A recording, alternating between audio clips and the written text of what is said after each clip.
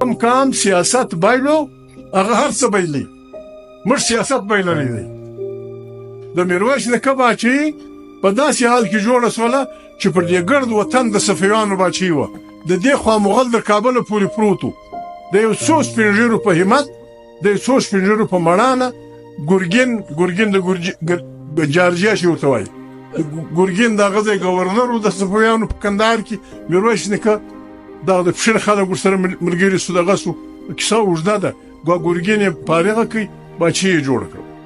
باچایي په یوه وار دغونې سره اوږده کړه تر تهران تېره سوله تر اسمان تېره سوله د روس تر دغه پورې ورسېدله د سمندرګي پورې سپین سمندرګي پورې دا باچایي زموږ ده د دښمن له لاسه نه ده ماته سوې په هر دغه کې په هره جګړه کې پښتنو شاه زلمیو ډېر زورور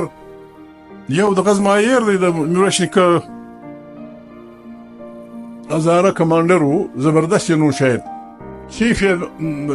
ناصر و سیدال خان ناصر جهان یې نن هم ورتاریان دي د دې خلکو قرباني ته چې څونې بهادر جرنیلان دا روسیان او ترکانو سره جلا د افغان لښکرو جګړې وکړې هغو لیکلې ورکړه چې وروره پلانۍ علاقې موږ درې لکو د موږ سره بیا جنګ مه کوو هغه دغسې د مازندران د غرو څخه بیا تر اصفهانه پورې لیکن چې په کور کې جګړه شروع شوه شاه محمود دغه سره اخته شو چې پلانۍ تربور چې دی پلانۍ یې وژلی دی دوکه یې کړې ده موږ په خپله چړې پر ده راواخیستې اخر زموږ ډېر زورور باچا شاه اشرف یا شاه محمود چې د خپلې کورنۍ سره راوغوښتی دلته د مستونګه سره یو بلوڅ ته تربور پیسې ورکړې یوازې په راس ولاړو په ګولۍ وویشت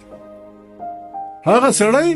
چې دنیا ځین بیرېده هغه لښکرې چې دنیا ځین دغه کېده زموږ د خپلو د مستونګ په دې ځای په دې علاقه کې یو بلوڅ ته پیسې ورکړې هر څوک شو د خپل تربور یې په مړ کړ بیا زموږ باچایي ولاړه ډوبه سوه بیا احمدشاه بابا جوړه کړله بیا زوروره باچایي دا ګرد پاکستان چې اوس دی دا د احمدشاه بابا نیوکې وي دا د احمدشاه بابا د دغه لاندې وي تر دلي دغه پورې د څنډو پورې بیا چې موږ عزیزان سره اخته سو پوپل